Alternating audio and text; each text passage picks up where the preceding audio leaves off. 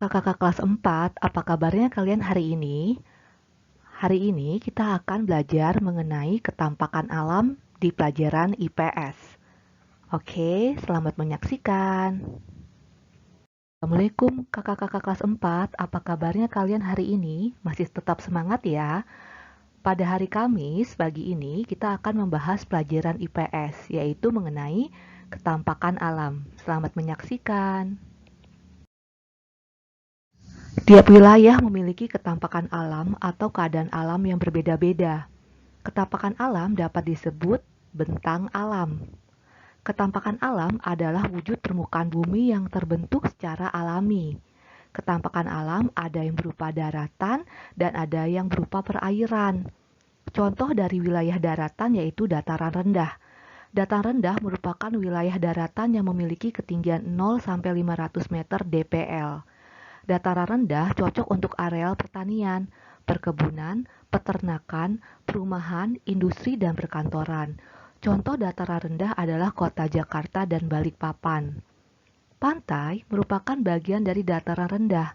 Masyarakat daerah pantai biasanya hidup sebagai nelayan atau membudidayakan ikan di tambak. Bagi masyarakat pantai, laut merupakan sumber penghidupannya.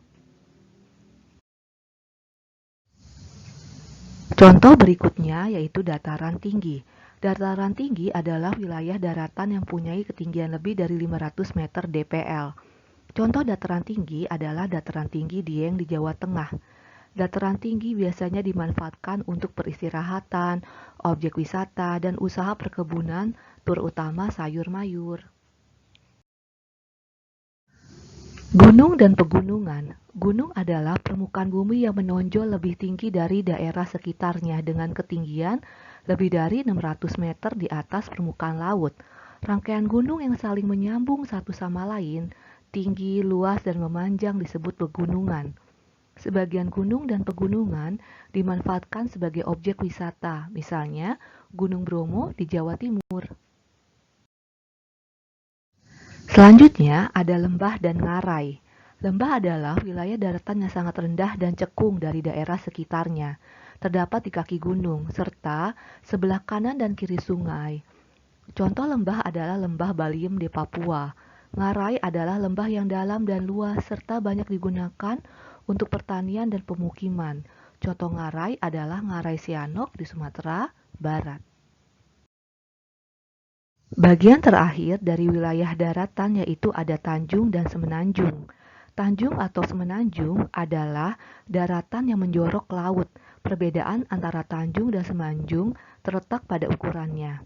Semenanjung berukuran besar, sedangkan tanjung berukuran lebih kecil. Tanjung di Indonesia umumnya dibangun sebagai pelabuhan. Contoh tanjung adalah Tanjung Priok di Jakarta dan Tanjung Perak di Surabaya. Wilayah perairan adalah bagian dari permukaan bumi yang digenangi oleh air.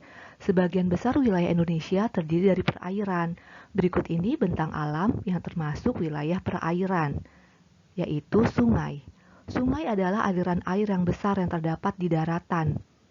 Hulu sungai terdapat di daerah dataran tinggi atau gunung. Sungai bermuara di laut atau danau. Sungai dimanfaatkan penduduk untuk pengairan, transportasi, pemeliharaan ikan, dan MCK, mandi, cuci kakus. Terkadang di tengah sungai atau di muara sungai terdapat daratan hasil endapan lumpur yang dibawa oleh aliran sungai. Endapan lumpur yang membentuk daratan itu disebut delta. Contohnya, delta Sungai Mahakam. Yang kedua, ada danau. Danau adalah genangan air yang sangat luas dan dikelilingi oleh daratan. Ditinjau dari asal-usul terbentuknya, maka danau dibedakan menjadi dua, yaitu danau alam dan buatan. Danau alam adalah danau yang terbentuk karena peristiwa alam, misalnya letusan gunung berapi, pengikisan tanah, dan pergeseran permukaan bumi. Misalnya terbentuknya Danau Toba di Sumatera Utara akibat letusan gunung berapi pada zaman dahulu. Danau buatan adalah danau yang sengaja dibuat untuk kepentingan tertentu, seperti waduk atau bendungan. Contoh danau buatan adalah Waduk Jatiluhur di Jawa Barat. Danau dimanfaatkan oleh perikanan, perairan, atau pembangkit listrik tenaga air (PLTA). Berikutnya ada rawa dan laut. Misalnya akan menjelaskan rawa. Rawa adalah tanah yang rendah dan digenangi air. Biasanya banyak tumbuhan air dan dasar tanahnya berlumpur. Keberadaan rawa sangat penting bagi lingkungan sekitar rawa. Beberapa peran rawa antara lain sebagai cadangan air, mencegah terjadinya banjir dan sumber makanan. Oleh karena rawa memiliki banyak peran penting, maka rawa harus dijaga kelestariannya. Kemudian, laut. Laut adalah kumpulan air asin yang menggenangi sebagian besar permukaan bumi dan memisahkan daratan menjadi beberapa pulau besar, pulau kecil, dan benua. Permukaan air laut selalu bergelombang, berubah, dan bergerak. Laut yang sangat luas disebut samudra. Laut digunakan untuk jalur lalu lintas kapal dan juga sebagai sumber makanan.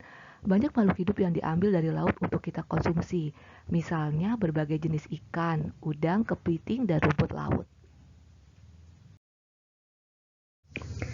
Ada selat dan teluk. Selat adalah laut sempit yang menghubungkan dua pulau atau lebih yang berdekatan. Contoh selat adalah Selat Madura di Jawa Timur yang menghubungkan antara Pulau Jawa dan Pulau Madura. Di selat itu dibangun jembatan Suramadu, jembatan terpanjang di Indonesia. Dan teluk adalah bagian laut yang menjorok ke daratan. Teluk merupakan laut yang pantainya melengkung hampir mengitari perairan laut di sekitarnya. Perairan laut di daerah teluk lebih tenang dibandingkan dengan di luar teluk. Oleh karena itu, banyak pelabuhan yang dibangun di daerah teluk. Demikianlah untuk penjelasan ketampakan alam dalam pelajaran IPS kali ini. Jangan lupa cek Google Classroom kalian dan ada tugas. Selamat mengerjakan. Assalamualaikum warahmatullahi wabarakatuh.